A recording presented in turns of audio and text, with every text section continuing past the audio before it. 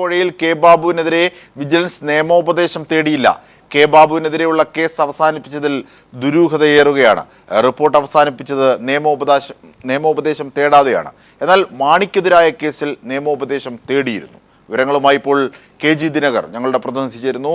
ദിനകർ, ബാബുവിൻ്റെ കാര്യത്തിൽ തൻ്റെ കാര്യത്തിലും ഇരട്ട നീതിയെന്ന് മാണി തന്നെ ഇതിനോടകം സൂചിപ്പിച്ച ഒരു സാഹചര്യം, നിരവധി തെളിവുകളാണ് ഇതുമായി ബന്ധപ്പെട്ട് പുറത്തുവിടുന്നത്. കഴിഞ്ഞ ദിവസം പീപ്പിൾ TV റിപ്പോർട്ടുകളുടെ രേഖകൾ, പകർപ്പുകൾ അടക്കം നൽകി ഇത് സംബന്ധിച്ച വാർത്തകൾ നൽകിയിരുന്നു. ഇപ്പോഴുള്ളത് അജിംഷാദ്, കെ ബാബുവിനെതിരായ എക്സൈസ് വകുപ്പ് മന്ത്രി കെ ബാബുവിനെതിരായ മൊഴിയിൽ നിയമോപദേശം തേടിയില്ല എന്നുള്ളതാണ് ഏറ്റവും അവസാനം പുറത്തു വരുന്ന വാർത്ത. അതായത് KM മാണിക്കെതിരായ മൊഴിയിൽ 164, അതായത് ബിജു രമേശ് നൽകിയ 164ൻ്റെ അടിസ്ഥാനത്തിൽ FIR രജിസ്റ്റർ ചെയ്യുകയും അതുമായി ബന്ധപ്പെട്ടുകൊണ്ട് നിയമോപദേശം തേടുകയും ഒക്കെ ചെയ്തിരുന്നു. എന്നാൽ കെ ബാബുവിൻ്റെ കേസിൽ പ്രിലിമിനറി എൻക്വയറി മാത്രമാണ് വിജിലൻസ് നടത്തിയത്. അതിൻ്റെ അടിസ്ഥാനത്തിൽ കേസ് എടുക്കാനും തയ്യാറായില്ല, ഒന്നും കണ്ടെത്താൻ കഴിഞ്ഞിട്ടില്ല എന്നുള്ള നിലപാടിൻ്റെ പുറത്ത് കേസെടുത്ത് അന്വേഷണം നടത്താൻ തയ്യാറായില്ല. മാത്രമല്ല, കേസ് അവസാനിപ്പിക്കുന്നതുമായി ബന്ധപ്പെട്ടുകൊണ്ട് നിയമോപദേശം പോലും തേടാൻ വിജിലൻസ് തയ്യാറായില്ല എന്നുള്ള വാർത്തയാണ് ഇപ്പോൾ പുറത്തു വരുന്നത്. അതായത് കെ ബാബുവിനെ രക്ഷിക്കാൻ കൃത്യമായ ഗൂഢാലോചന നടന്നു എന്നതാണ് ഇതിൽ നിന്നും ഇപ്പോൾ നമുക്ക് വായിച്ചെടുക്കാൻ കഴിയുന്നത്, വ്യക്തമാകുന്നത്. വിജിലൻസിൽ നിന്നും അത്തരം വ്യക്തമായ സൂചനകൾ നമുക്ക് ലഭിക്കുകയും ചെയ്യുന്നു. KM മാണിക്കെതിരെ നിയമോപദേശം തേടിയപ്പോൾ കെ ബാബുവിനെതിരെ നിയമോപദേശം പോലും തേടാതെ കേസ് അവസാനിപ്പിക്കാൻ വിജിലൻസ് തയ്യാറാവുകയായിരുന്നു. അതിനർത്ഥം കെ ബാബുവിനെതിരെ കൃത്യമായി, അതായത് ബിജു രമേശ് നൽകിയ 164 രഹസ്യ മൊഴിയിൽ, മജിസ്ട്രേറ്റിന് നൽകിയ രഹസ്യമൊഴിയിൽ കെ ബാബുവിനെതിരെ കൃത്യമായി സൂചനകൾ, കൃത്യമായ കാര്യങ്ങൾ ചൂണ്ടിക്കാട്ടുന്നുണ്ട്.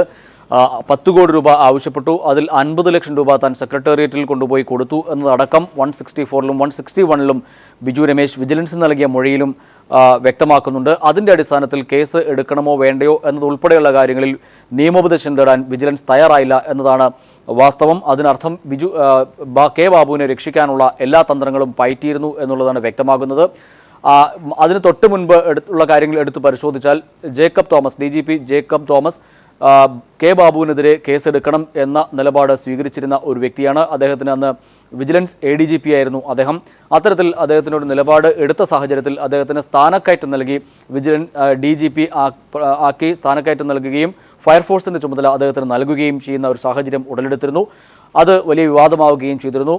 അത്തരത്തിൽ വിജിലൻസിൽ നിന്നും അദ്ദേഹത്തെ മാറ്റിക്കൊണ്ട് കെ ബാബുവിനെതിരായ അന്വേഷണം നടക്കുന്നതിൽ നിന്നും അദ്ദേഹത്തെ ഒഴിവാക്കുന്ന ഒരു സമീപനവും സർക്കാർ സ്വീകരിച്ചിരിക്കുന്നു. പക്ഷേ അന്ന് ജനങ്ങൾക്ക് മുൻപിൽ അത് മറയാക്കുകയും ചെയ്തു. പ്രമോഷനോടുകൂടി അദ്ദേഹത്തെ മാറ്റുകയാണ് ചെയ്തത് എന്ന ഒരു നിലപാടാണ് അന്ന് ആഭ്യന്തരമന്ത്രിയും സ്വീകരിച്ചിരുന്നത്.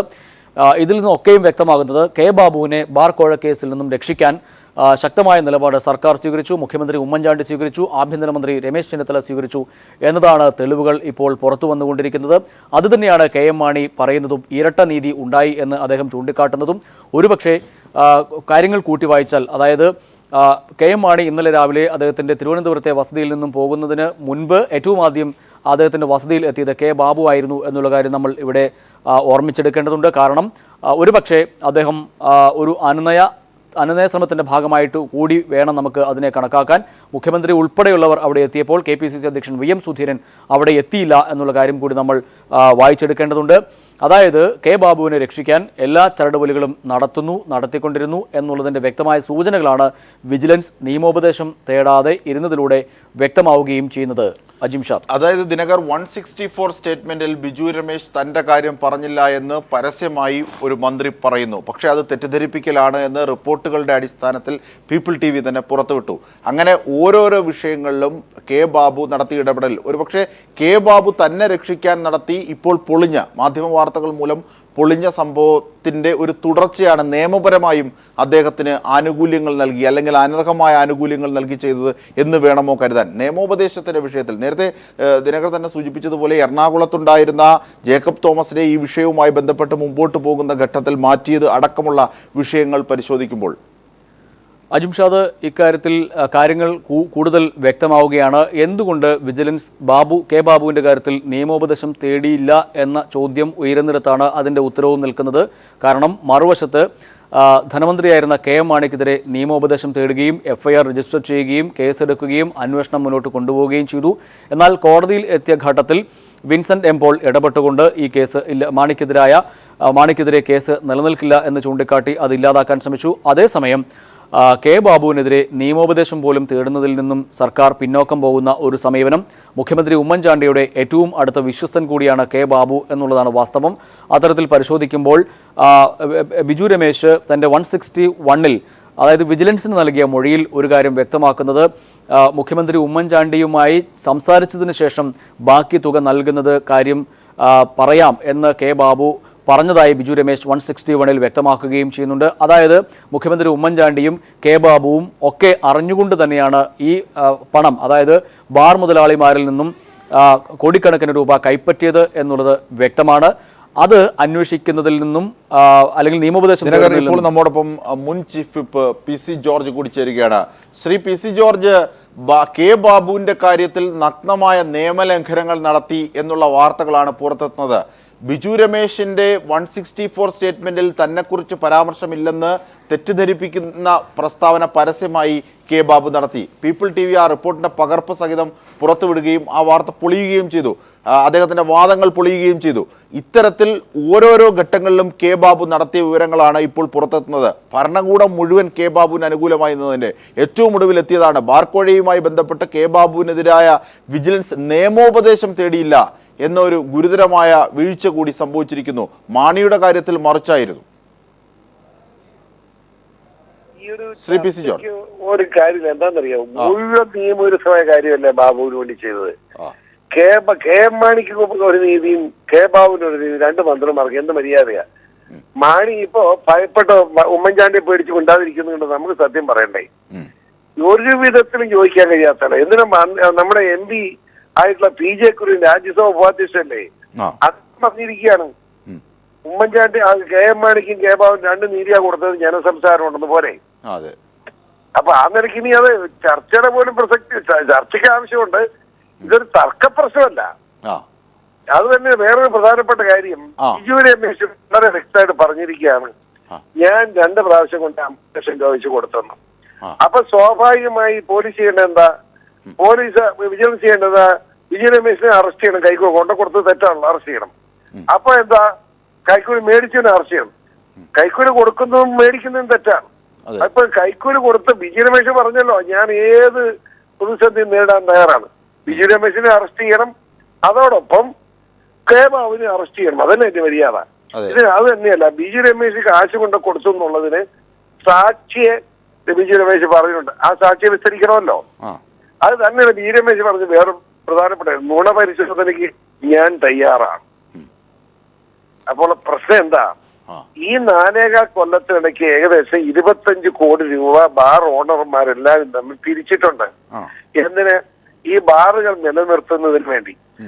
ഈ 2006 മുതൽ 2011 വരെ ഉണ്ടായിരുന്ന ഗവൺമെന്റിലെ എക്സൈസ് മന്ത്രിയായിരുന്ന ഗുരുദാസൻ സഖാവ്, അങ്ങേരുടെ കാലത്ത് ഇങ്ങനെ സംഭവം ഉണ്ടായില്ലെന്ന് എന്നോട് ബാർ ഓണർ അസോസിയേഷന്റെ പ്രസിഡന്റ് ഉണ്ണി എന്നോട് നമ്മുടെ കരുനാഗപ്പള്ളി TV വെച്ച് പറഞ്ഞതാ.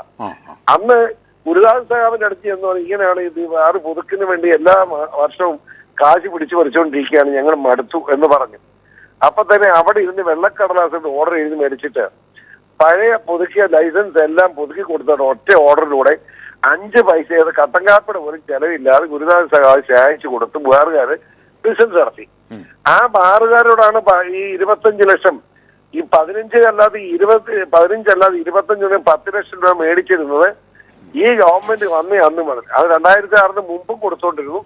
2011 വീണ്ടും ഈ മന്ത്രി വന്നും വീണ്ടും കൊടുത്തോണ്ടിരുന്നു. എന്ത് ഈ കാശ് അത് എക്സൈസ് ഡിപ്പാർട്ട്മെന്റ് ഉദ്യോഗസ്ഥന്മാരും മന്ത്രിതലം വരെ കൊടുത്തോണ്ടിരുന്നത്. ഇതൊക്കെ ആർക്കും അറിയില്ലാത്തത്.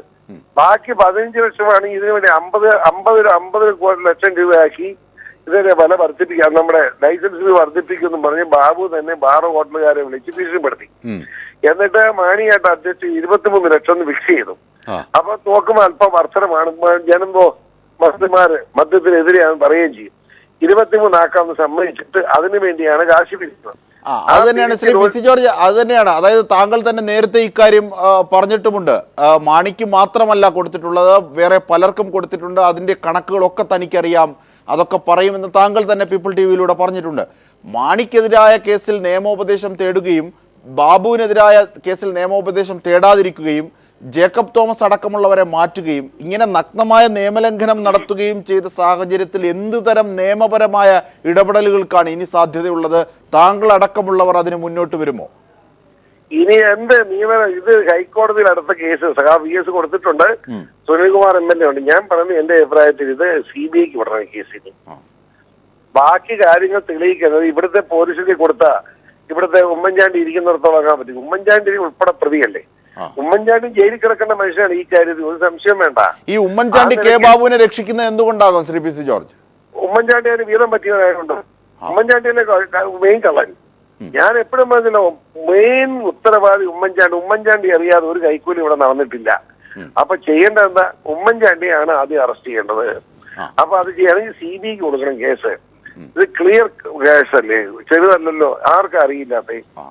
വളരെ ശക്തമായ നിലപാട് വേണം തന്നെയാണ് എന്റെ അഭിപ്രായം. ശരി, വളരെ നന്ദി ഈ ഘട്ടത്തിൽ പ്രതികരിച്ചതിന് ശ്രീ പി സി ജോർജാണ് നമ്മളോട് ഈ കാര്യങ്ങൾ വെളിപ്പെടുത്തിയത്. മാണിക്കെതിരായ കേസിൽ നിയമോപദേശം തേടിയ അതേ സംവിധാനം തന്നെ കെ ബാബുവിൻ്റെ വിഷയത്തിൽ നിയമോപദേശം തേടാതെ കെ ബാബുവിനെ രക്ഷിക്കുന്ന നിലപാടുകളാണ് പുറത്തെത്തിയിരിക്കുന്നത്. ദിനകർ തന്നെ ഒരിക്കൽ കൂടി അവസാനമായി ചേരുമ്പോൾ, ദിനകർ, അതായത് ഈ ഉമ്മൻചാണ്ടി തന്നെ ഈ കോഴപ്പണത്തിൻ്റെ വിഹിതം പറ്റിയതുകൊണ്ടാണ് കെ ബാബുവിനെ രക്ഷിക്കാനുള്ള നീക്കം നടക്കുന്നതെന്ന് പി സി ജോർജ് ആരോപിക്കുന്നു. ഒരു പ്രധാനപ്പെട്ട കാര്യം കൂടിയാണ് അദ്ദേഹം പറഞ്ഞത്. ഈ സന്ദർഭത്തിൽ നിയമോപദേശം തേടാത്തതുമായി ബന്ധപ്പെട്ട് കൂടുതൽ വിവരങ്ങളിലേക്ക് പോയാൽ അജിംഷാദ്, അത് കൃത്യമാണ്. കാരണം ബിജു രമേശ് വിജിലൻസിന് നൽകിയ മൊഴിയിൽ, അതായത് 161-ൽ പറയുന്ന ഒരു കാര്യമുണ്ട്.